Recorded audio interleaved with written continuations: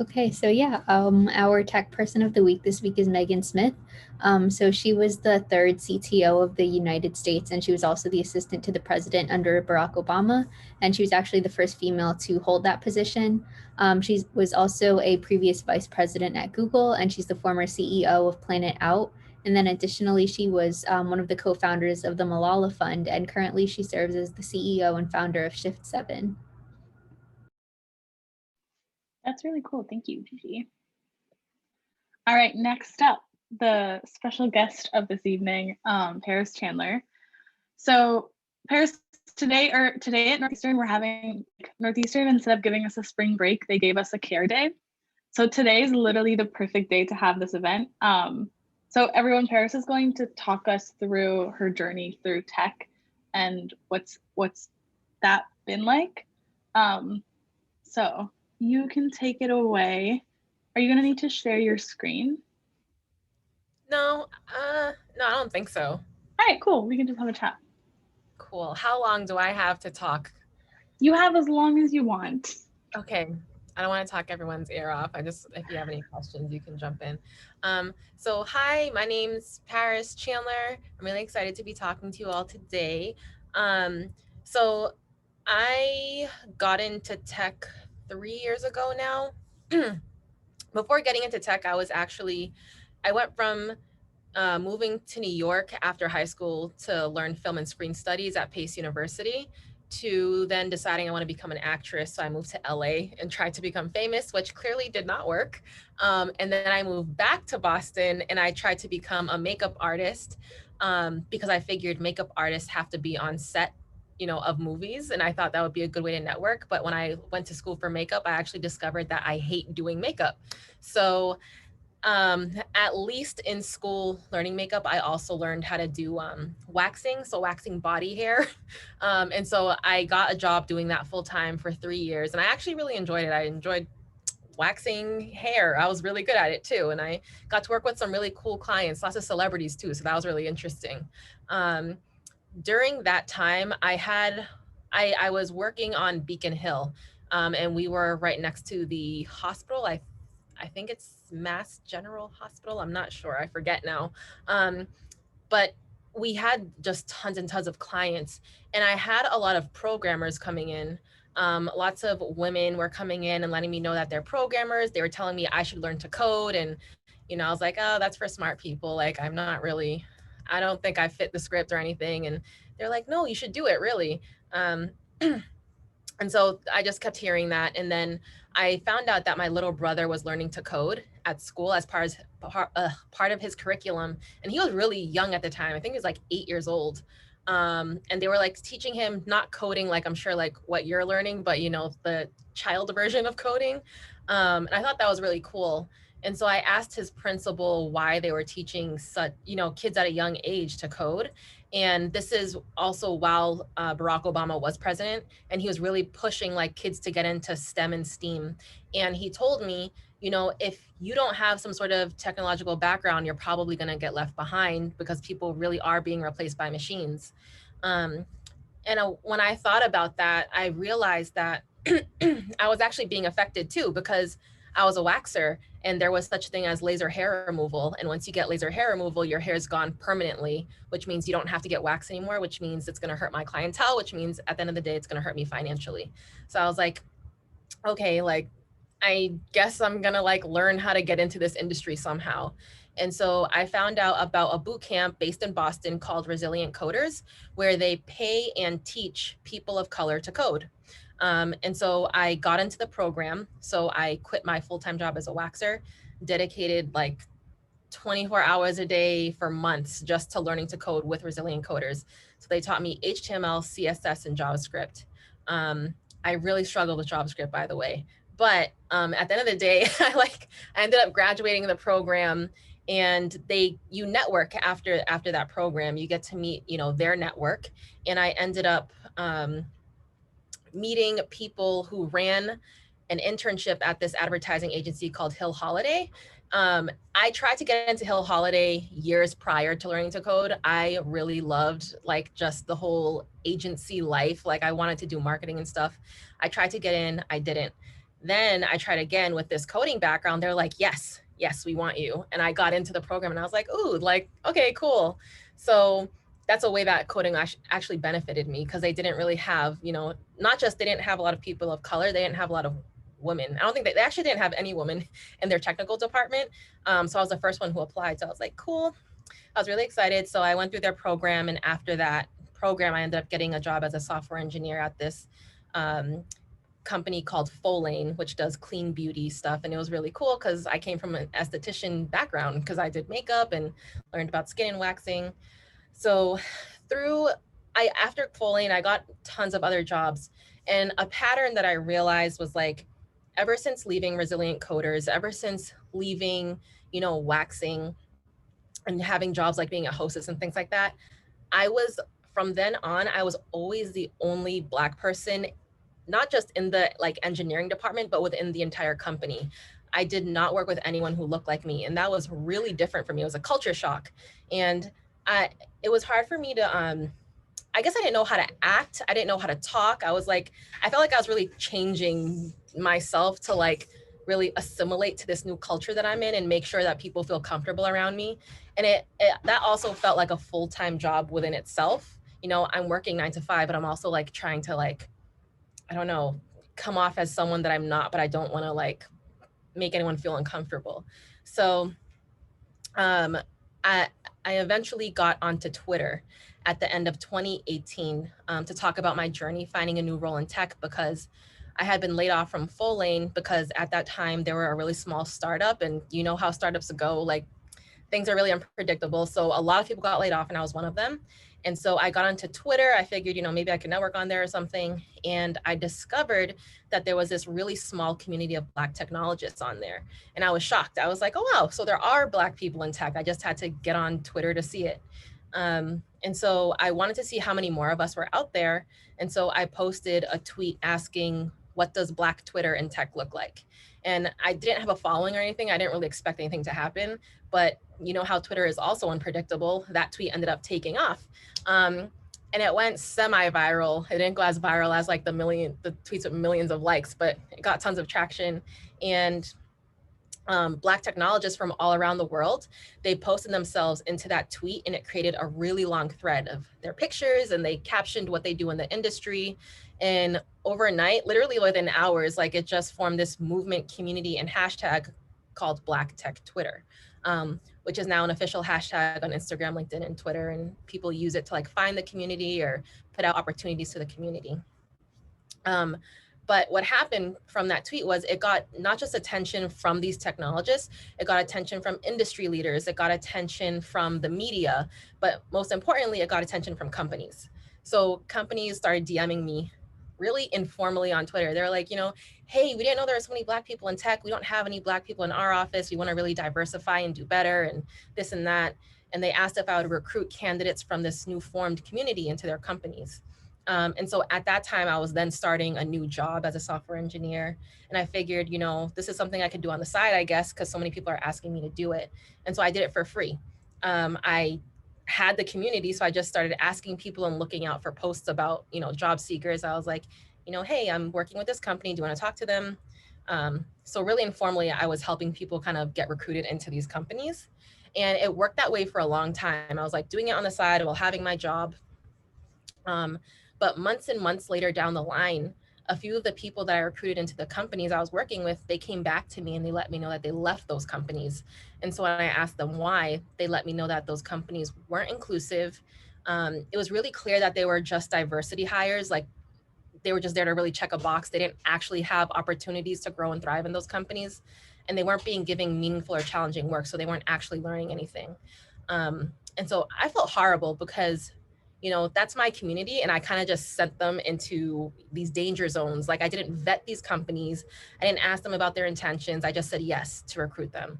So I was like, all right, if I'm going to do this, I need to do this right. And I figured, how can I hold employers accountable, but also make sure that my hires are having a good experience? And so I figured just ask them, just ask for transparency. How's it going? And so I created this recruitment model where now anytime someone gets hired out of what's Black Tech Pipeline, which is now my company, I virtually stay on the job with them for their first 90 days.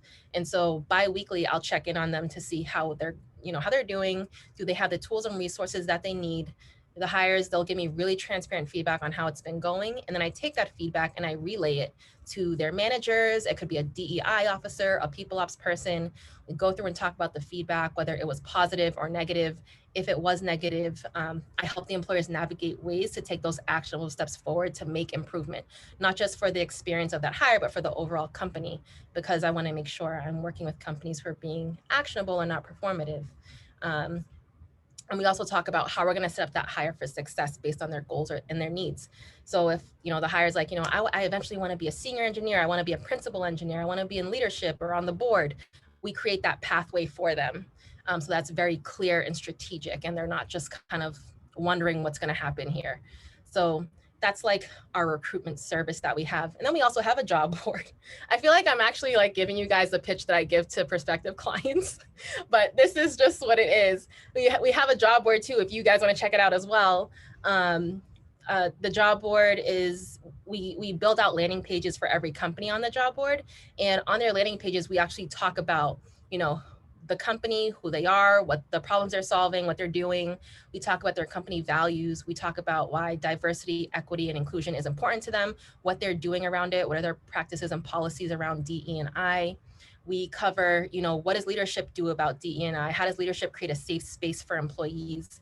So we really cover those important things that people really want to know, including their more general interview process that they can, applicants can expect when they apply, plus the benefits, and you get to see pictures of their team members, and you can really see if like they're diverse or not. And the whole point of these landing pages is that I want to show people what it's really looking like at that company, what they're actually doing, and then giving potential applicants the opportunity to say, yes, I want to apply. No, I don't want to apply. They're not where they need to be yet in terms of DE&I. I don't think I'd feel safe here. I don't want to apply. And that's totally fine. Again, I think transparency is just best. It's better to know ahead of time rather than applying, getting the job, and then realizing you're the only one who looks like you in that department or in that company, right? So that's the point of the landing page. And yeah, now our community's like really big. We have over like 50,000 people who are part of our community, whether it's, technologists or employers or, people just providing opportunity. And so, yeah, that's Black Tech Pipeline. That was my journey. I feel like I talked really fast, but if you have any questions, you want me to elaborate on anything at all, just please let me know. Yeah, I have a quick question. Have you seen, like, just out of curiosity, have you seen like a big discrepancy between kind of what the companies are showcasing in terms of their D&I initiatives and what's actually happening from what's being reported on your end? Oh yeah, I've seen that. So that's the thing about job boards. People can give you their practices and tell you what they're doing, and that could be true. It doesn't mean like they're doing it well, and you don't actually find out until someone is in there experiencing it. And even then, I like to relay feedback like, hey, I know you stated this on your landing page. I know we talked about this over the call, but this is the experience of your hire. So what's going on there? And a lot of times what I've noticed, also, I'm sorry, this is my fiance, just kind of got home. So a lot of times what I've noticed is ground level employees have been about like diversity, equity, inclusion, like really making those improvements, implementing new policies and changes. And when I say ground level employees, I mean like, the engineers, the designers, and, I guess that anyone who isn't like a leader or in an executive level, they're about DE&I and making change. But then in order to make change, you have to get permission. You have to have buy-in from leadership. And if leadership says, no, it's not priority, they don't give you responses, or they respond really late, it's really hard to make change. And that's something I've ran into tons of times. And so that's why, like, when I vet companies now, I like to say, hey, what's leadership think about DE&I? What have they been doing? Are they actually bought in? If I were to give them negative feedback about themselves, what would they do about it? I want to make sure that companies are like willing to get their feelings hurt, because that's the only way you can make changes, by getting that transparency and that feedback. Your whole journey has been amazing, from like one, starting off in a field where you really didn't see many people like you, and then two, continuing on to like thrive in that field, and then three, helping other people, and then following up with them to like make sure that they're doing like they're continuing to work in the field. I have a little bit of a question about the beginning. You mentioned that like JavaScript, like you found JavaScript difficult. Is there anything that like helped push you through any like imposter syndrome or any like doubt that you had early on starting in the field? Ooh, it was really hard for me, actually. I think I still always feel imposter syndrome. However, I guess I stopped feeling bad about myself or alone when I got on Twitter, if I'm being honest, because a lot of people are willing to talk about their difficulties and their failures and things they're struggling with. And there's a lot of people who struggle with JavaScript specifically. There's a lot of even for me, like coding was never my passion. I did get into coding strictly to be safe and not be left behind, and also for financial reasons. And so when I got onto Twitter, people were willing to share that transparency as well. They let people know, like, you know, you don't have to get into this because you're passionate about it. It could be for whatever reason you want it to be. And so I've just found like-minded people, and I just discovered I'm really not alone in how I feel. And yeah. Hi, I also have a question. What are some of the things you talk to employers about related to actionable items versus like performative? Yeah. So that's really when it comes to the feedback and what they're going to do with it. So making sure that they have, you know, systems in place where they can get anonymous feedback. And when you get that anonymous feedback, you know, do you share it publicly? Do you share that with your team? Like, I really like to push that transparency onto employers to share with the people who work for them, because they're the ones who are having the experience. You want to make that experience as great as possible for them. So even creating like reporting systems, the questions to ask in surveys, introducing them to different organizations and consultants who literally build DE&I into the foundations of these companies, even after they've unfortunately grown without thinking about DE&I, and now they're like majority white male. Really having them, you know, be introduced to these new communities of who are full of diverse people, and hiring them and creating programs where even if they can't hire them, they can train them and then hire them eventually. So it's always different with every company, and it is harder with the companies who have already like grown and established this culture that doesn't involve DE&I at all. But I like to work with people who are willing to do the work, people who know that they have a problem and they do want to fix it.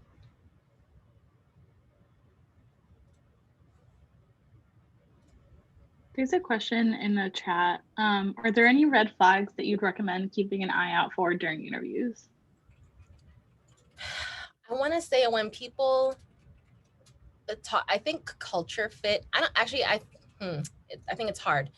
When companies say they're looking for a culture fit, I want to know what they mean, because what they might mean is culture add, but I would rather they say culture add, not culture fit, because you want to make sure you're not coming into a place where they expect you to assimilate to the culture they've built, and not to, you know, include you and your differences and how you contribute to the team.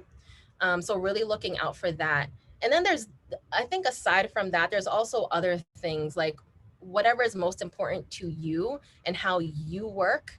You know, if a company's like, we're really looking for people who are self-starters or people who can come in and hit the ground running, that could mean there's no mentorship here. We're not holding your hand. You're going to come in and do the work, and, you know, or else, you know, I don't know. You really want to like just ask those specific questions and look out for those sort of terms, because you want to know exactly what they mean so that you know exactly what you're getting into, to make sure you're prepared for it. I mean, I've gotten myself into like certain situations where I'm like, yeah, I can do this, I can do that. You know, in the back of my mind, knowing what they mean, but because they didn't actually say it, I'm like, it's fine. Yeah, I can do it. And then, you know, I kind of end up failing. if that makes sense. Yeah, that totally makes sense. There's another question in the chat. What can we do to help with Black tech pipelines as allies, students, and future employees of these companies? I feel like with Black tech pipeline, I always say, let the word out. We, utilize us as well. Like, we're here to help you. Let people know that we exist. But I don't know. I think just bringing attention to underserved communities, letting employers know that they do, that there isn't really a pipeline problem, because there are so many organizations such as mine and others that do the work of like diversifying companies and making sure that these employers retain the hires that they get from like diverse job boards or diverse recruitment agencies and things like that. So I don't know, maybe just that. And then another question is also, what companies that you've worked with have the best DEI in practice? Definitely. So with recruitment, I will say I can't say their names because it is under like a confidentiality agreement, just because I work so closely with their policies. However, I will say the smaller companies, like with 10 to 15 people, they do it really well. And again, that's because they started so small. They prioritized DE and I right at the beginning of the company. It's being built into the foundation, and they'll grow with it. And that'll be part of their culture and part of, their COC and things like that. So I definitely say like small startups. And That makes sense. Oh, sorry. Sorry, go ahead. How like do you, so you say that like you take feedback from like the people working at the company and like tell it to upper level management? How do you do that without maybe exposing or calling out the employees or making them potentially like target or like that they're unhappy? Like how do you approach that situation? Yeah. So this really depends on the hire themselves. I always ask them how they want me to deliver a message. I always like to make clear, like with my hires, like I don't have some sort of certification in like DE and I didn't go to school for this. This is something that fell into my lap and I kind of ran with it. And so what I'm here to do is relay information from you to the employer, and you don't have to have that conversation with them yourself. I'm here to help you. But I also help them form a relationship with their manager so that they can comfortably talk about these things, because I'm only there for 90 days. And after that, I kind of move on because I have other hires to take care of. So I want them to form this relationship while I'm there with their manager. So to really like mitigate all of that, that's why I vet the companies that I work with now. So I let them know before they sign a contract, before we really have this deep discussion of working together, I let them know how I work. And I ask them those really like personal and specific questions about, how does feedback get relayed right now? And how do you handle that? How does leadership handle it? If I were to say, I give them an example of something I would say to them that does make them look bad, how would you handle that? What do you think of that? And so I have to get all of these examples and things out there in that beginning conversation, so that once I'm actually working with them, it's like, you told me you would react this way, and this is how we're going to work on it. This is how I work, and I've made that clear since the beginning. And I haven't ran into issues like that since I started vetting companies, luckily. Before then, it was very different.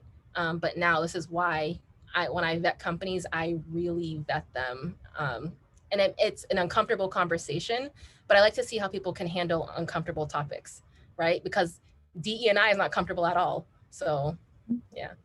No, I love that. I love how like you're being extremely transparent from the start. I feel like that's a good like skill to have everywhere, because if it's like if like you aren't yourself and they don't want to work with you, then maybe like this relationship wouldn't work out in the end at all. So it's like you're not being like fake and you're not like bending to them. You're like being yourself and you're being like real. No, absolutely. I let them know I'm a candidate first, like person and company. I'm there specifically for the candidate to make sure that they are having a good experience. And I'm holding you accountable to your word that we had during our initial conversation, So that's sort of how it works. And, certain companies I may not work with anymore if they didn't handle feedback well, I'll finish out my contract with them. I wouldn't refer any more candidates to them unless something changed within the higher level of the organization, which usually doesn't really happen. It's really difficult. But I'll let them know, like, I'm not coming back to, service you because of X, Y, and Z. I really think you need to work on A, B, C. And I think these are the different routes you can take to get there. And if they take that information and do something with it, great. If not, oh, well, I mean, I'm not working with them anymore. I love that you even have that transparency leaving like when you are finishing up your contract, like telling them, oh, this is why I'm choosing not to work with you anymore. No, yeah.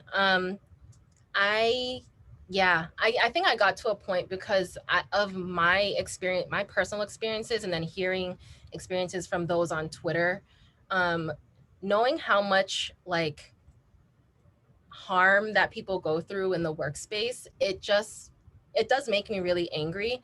And I am just not afraid to lose money or clients because I decide to be transparent and let you know how you actually are. I just don't care. It's totally fine for me. I always want to be like, yes, I'm Black. I always want to be an ally to like my candidates. I want to be an ally to my community, even though I'm part of that community, if that makes sense. I don't ever want money or names to ever sway how I actually think of certain things, or pursue certain things. So I try to stay very, very true to that. I definitely think being a part of the community is helpful when you're like, because you do have those experiences and you are better able to help that community just because you've experienced what they're going through and like, or you might not say like know everything, but you have some idea of what they might be going through. So I think that's perfect. Yeah. One question from the chat is, are there any specific things you've learned working alongside the companies hiring employees that you think you wouldn't have discovered from just being an employee at a company? Probably something I thought was shocking a little bit when I started this was that there were a lot of big name like corporations who came to Black Tech Pipeline to work with us.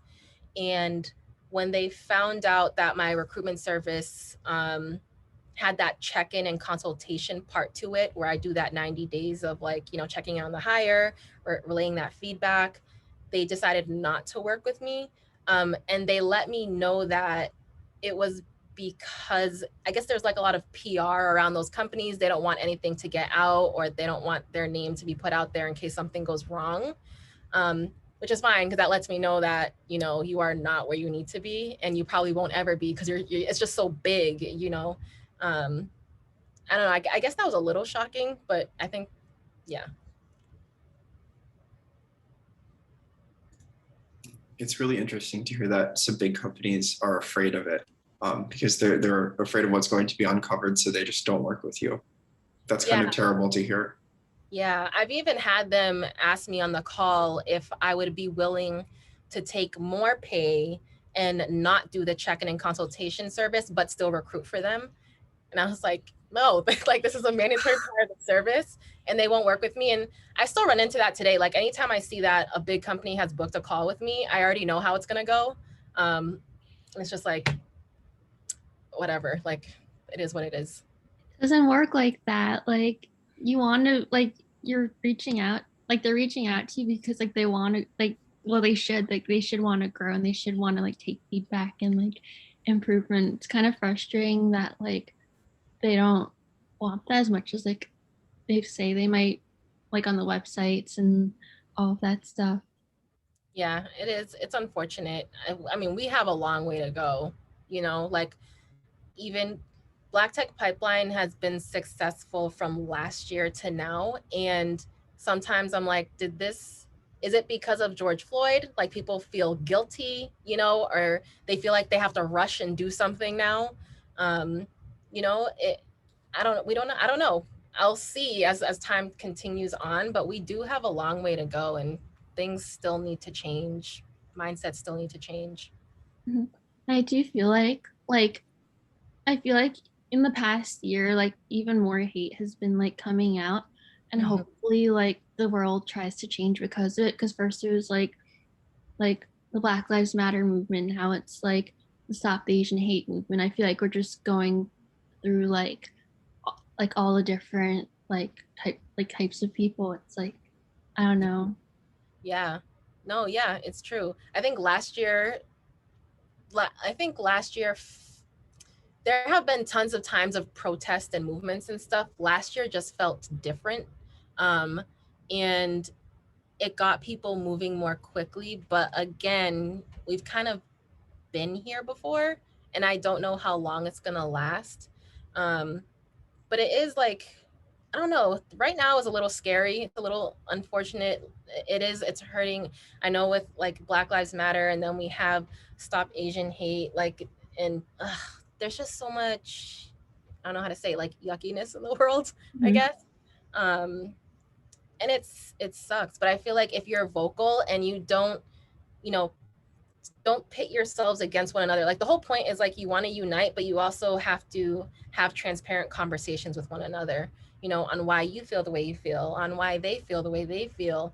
And I'm not talking about like, you know, having a conversation with someone who's alt-right, but I mean like, you know, people just from different communities who want to get a better understanding of one another so that they can seriously contribute and help and make change. That's who we want to unite together.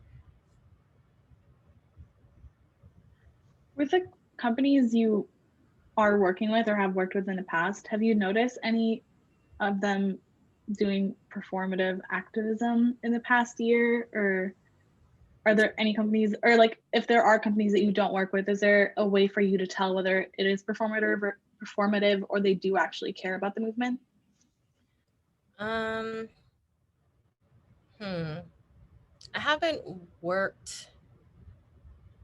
I'm trying to think. Aside from, I can't really tell unless, like, again, if they book those calls and then they're like, you know, oh, we can't do this if this is part of the service, or they come back to me and offer me more money or something, like that's obvious. I think like companies who post maybe on social media, they post like these messages like, oh, you know, we stand by these communities, and then you look at the comments and everyone's like, well, then why'd you do this, or why'd you fire this person, you know, like Google. Oh my god, Google's awful right now. But if you look at the comments, this is why I love social media, because they bring real conversation and real experiences to the table, and you don't have to like really go searching for it because it's right there. That's sort of how I do my own research. I can just see it. People are very honest and brutally honest on Twitter. So I guess those are really the only few ways. I'm still surprised that companies are willing to throw money at the problem, sort of, but then not actually put money into like proper initiatives. Like they want to Band-Aid solution ask you to do something by giving you more money, but they won't actually put money towards the initiatives themselves.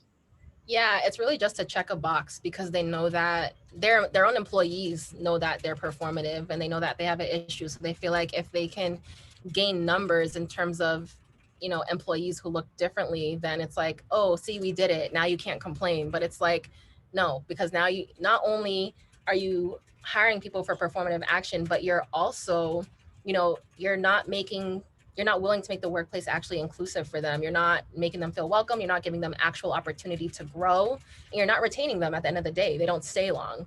So it's dumb. It's so dumb. What advice would you have for someone who feels like they are like a diversity hire, or they're just there to like meet some sort of like number or checkbox? I would say, I mean, I felt that way. Personally, what I did, I knew I was a diversity hire. For me, what I did was, I guess I used that company by getting my experience, getting their name on my resume, and then getting a new job. That's what I did. Some people aren't willing to do that because it's toxic and it's draining for you. It's exhausting. I honestly, I would say you could try talking to someone. However, I am not a fan of HR, if I'm being honest. I just don't feel like they don't do much to help you because, again, they're there to protect the company. I think maybe speaking with your colleagues and creating, you know, maybe groups to bring awareness to the issues within the organization and see if there's a way to fix it, because maybe there is. But if there isn't and you've tried, I really think just looking for a new job, a new opportunity, honestly. Chloe, I think, put in the chat, how did you know that you were a diversity hire? Oh, well, at one of the companies I was working at, well, first of all, I was the only Black person. And they would do like, they would do these things. Like, I remember I was working there during a time of protest for Black Lives Matter. Police brutality and all of that was happening. And they told me to take over their Instagram like for a day to like bring our users or whatever, our customers, through a day in the life of you working here. um and so the timing was just like a little, it was sketchy. I'm like, why right now? You've never, you're not nice to me, you don't talk to me, you don't invite me places, and you want me to do this now? It's just a little weird. And of course they're putting out the performative statements and stuff, and I was in the company experiencing it. Like, I was just excluded, I couldn't form relationships with people. They would say racist things. And so I just noticed I was a diversity hire. When they would bring people in to tour the company, they would always come by my desk first. And I really do feel like it was just to show like, we're diverse, we cater to all of these groups, and they don't. I don't know. And when they did invite me places, it would be for things like photo ops almost to put on the website. But otherwise, they wouldn't invite me out for drinks. They wouldn't invite me to their houses for barbecues or anything like that. Again, it's like just to show people that we're diverse, but you're really not. It just, everything, even though that doesn't like scream like, yeah, that's exactly it, it does make you question it. Really sorry that happened. I feel like it must have felt so bad to be kind of like put on like show almost as like kind of like a performer, like doing those photo ops, doing those like Instagram stories, being like people like staring, not like staring, but like kind of staring at you like on tours. I feel like that must have felt really bad. I'm really sorry about that. Oh, yeah, it's so weird. It happened at two companies that I worked at. I think like at my second job that I got as a software engineer, that was the first time I truly felt like a zoo animal, as harsh as that sounds. Just because again, I was the only Black person at that company. And when I walked in, I don't think people knew who I was. And so they would just stare at me. And they had catered breakfast. So when I went to like grab a sandwich, they would look at me like, why is she touching that? Like, who is she? Like, it was just really uncomfortable. It was uncomfortable to just walk into work. I hated that feeling. I hated it. I'm really happy I work remotely now, but yeah. As somebody who is in the privileged position to never have to experience that sort of thing, what can I do and people who are like me do to make that not happen? Because it sounds awful, and I'm not going to have to experience it myself, but I want to try to, do what I can to make sure that sort of thing doesn't happen. Is there anything that allies can do to make, like, sort of establish a culture of avoiding those sorts of situations? Yeah, I guess speaking specifically, if you like someone coming into the company or someone coming into an environment as a new person, I think like greeting them, if you see that they're alone, like you don't have to like bother them with like, always telling them like, come over here, come with us, whatever. I think just like casually inviting someone to sit with you would just be nice. When you walk by their desk saying, hey, like those little things really matter. And it allows someone to feel like you can establish a relationship with them, and like a safe relationship too. So just kind of treating someone like you would treat anyone else. I think like there are a few allies who like, I think they overdo it, and it becomes like really noticeable, like, oh, okay, you're just doing this because you actually like feel sorry for me. And like, I don't want to feel that way. I just want to, we want to feel like humans, like just, I don't know, just be natural, I guess. But yeah, like engage in conversation, start the conversation, because like personally me, I'm not going to start the conversation. I feel like you already have these biases against me and all of that. So I would prefer like, you introduce yourself and we see where it goes, I guess.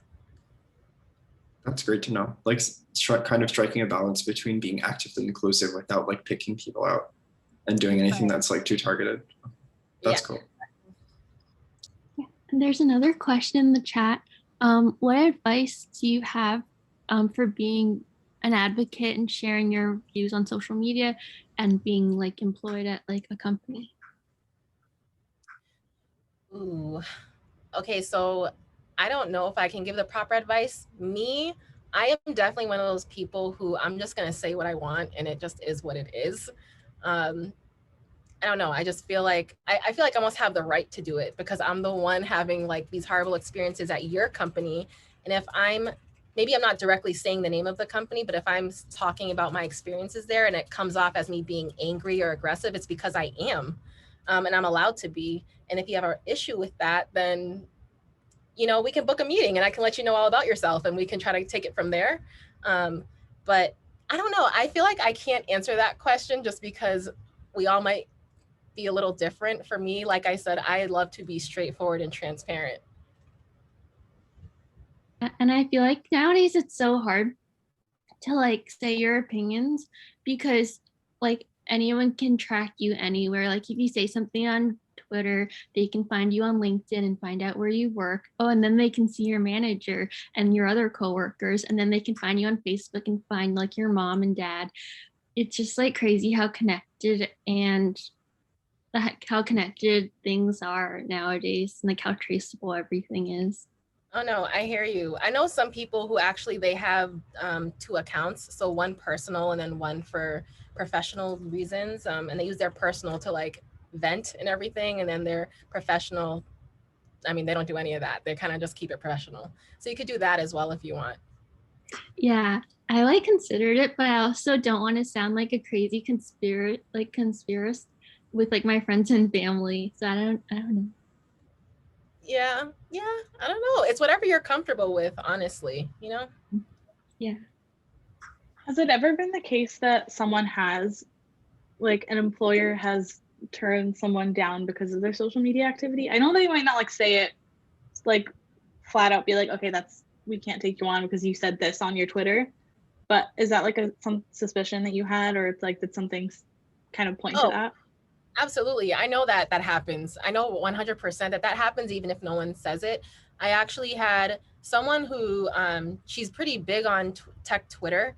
She went in for an interview at a big company, and during her interview, one of the women interviewing her said that she saw her social media and she wasn't comfortable with the way she posted, and she ended up not getting the job.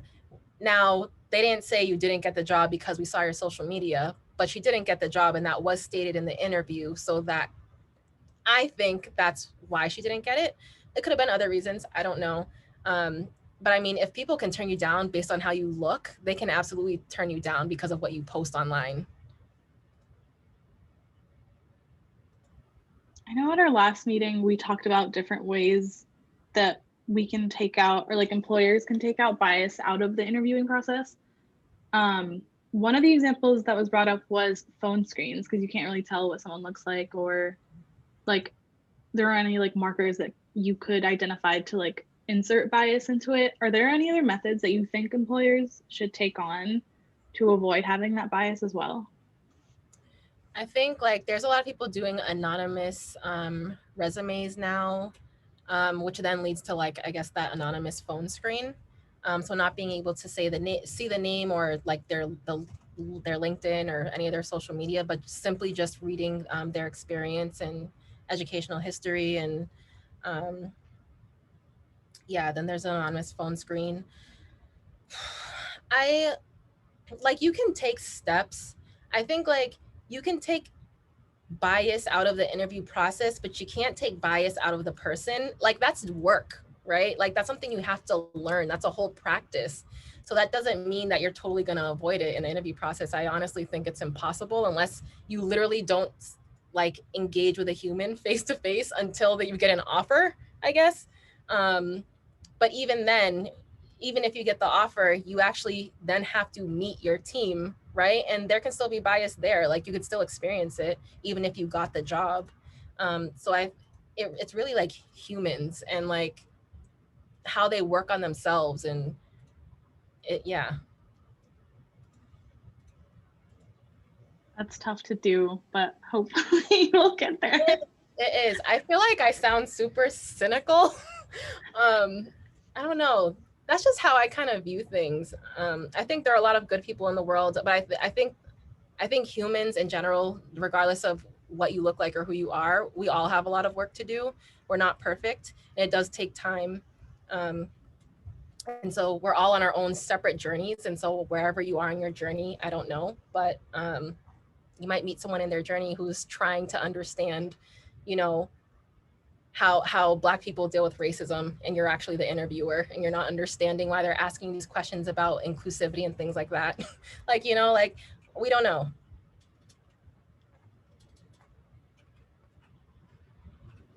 It definitely makes a lot of sense. I'm going to, you guys can continue asking questions. I'm just going to share my screen really quick so we can start wrapping up.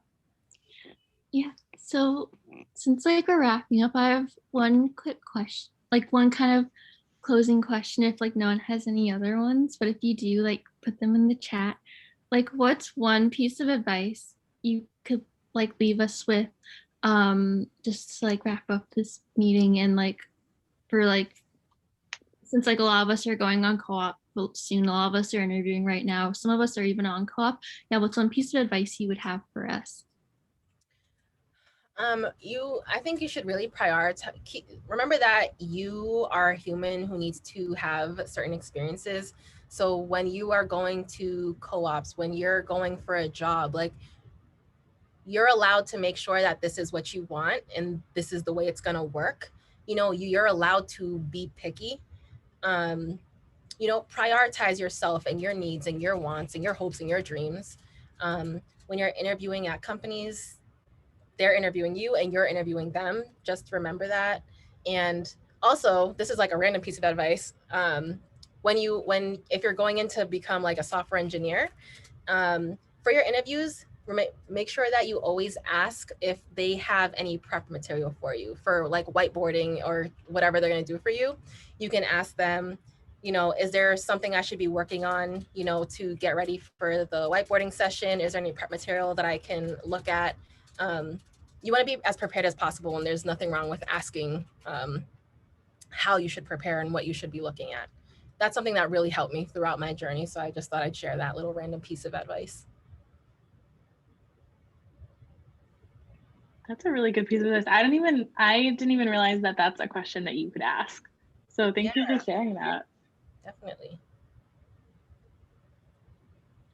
All right, so again, you guys can continue asking questions, but I'm just going to share my screen just to close off, and then we can still ask a little more questions towards the end. But next week we have a Coding 404, which is just, you can come chill. We are doing a Spotify night. This has been a much requested meeting where we go through the multi-playlist and guess who added the song. So if you want to join the playlist now, here's the the QR code to join it. I'm gonna give it like a second just in case you want to like get the link. And then Gigi also just sent the link in the chat. It's a really cool playlist, so I highly recommend you listen to it.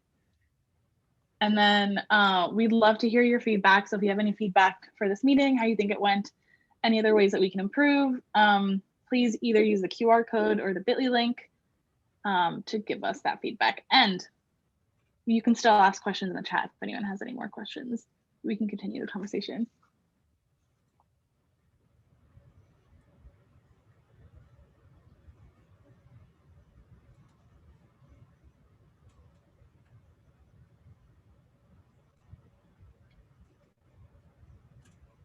Has this been your first, or like, have you done many like Zoom events, Pariss, since the past year?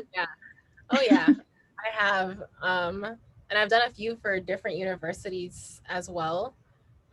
It's been interesting. There was one I joined. There was only 3 people who came. It was like the organizers. Oh, that was such a funny event. They I think like it was during a time where I think there was something going on social media, so a lot of people ended up not joining. So it was just like the 4 of us talking. It was a really fun time though. It felt more personable, and I don't know. I enjoy like the small events. This is a small event as well. I really like this too. Is this how big the multi team usually is, or is there more? I think it depends on the type of meeting. Some meetings, if we have like more networking, like company events, I think those probably get more attendance.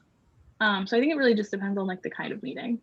And then also like more of our game nights, we have like, I think usually less people show up because it's more of like a chill, casual event. Yeah, got it. Cool. A lot of our in-person events get pretty big, but we haven't been able to have those for quite a while. So just like generally, students aren't attending events. Right. Which is kind of frustrating. Yeah. Yeah. Oh, I can't wait till the world opens back up whenever it does. I do miss in person. And yeah, I'm usually pretty shy at events, but I feel like once the world opens up, I'm just gonna be like, hello, like, I can't wait to make friends now. I can't wait to go to the bar and actually talk to people. I usually don't. I'm usually like really reserved, but now I'm like really excited to just be like, oh, I'm Pariss. Let's be friends. So yeah. What's one thing you're like most excited about everything opening back up again?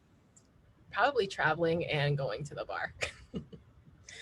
I really miss my Moscow mules and talking to the bartender, watching them like shake the thing. I don't know, I miss like really small things, even just walking downtown and just passing by random people.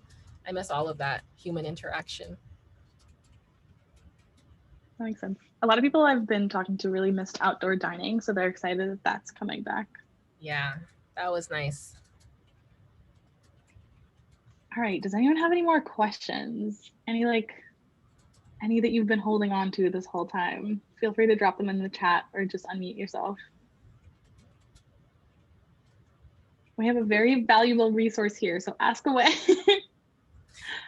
Yeah, you can also, we can talk on Twitter or LinkedIn or Instagram. So if not now, in the future. That's amazing. Yeah, always Thank you for joining us. Thank you for joining us, and thank you for sharing your experience. We've learned so much, and thank you for being so honest and transparent about everything. This is like one of our favorite events. Thank you so much for coming. Oh, thank you. It was great meeting all of you. You're all really dope. Thank you for the amazing questions. And yeah, I'll talk to you guys soon.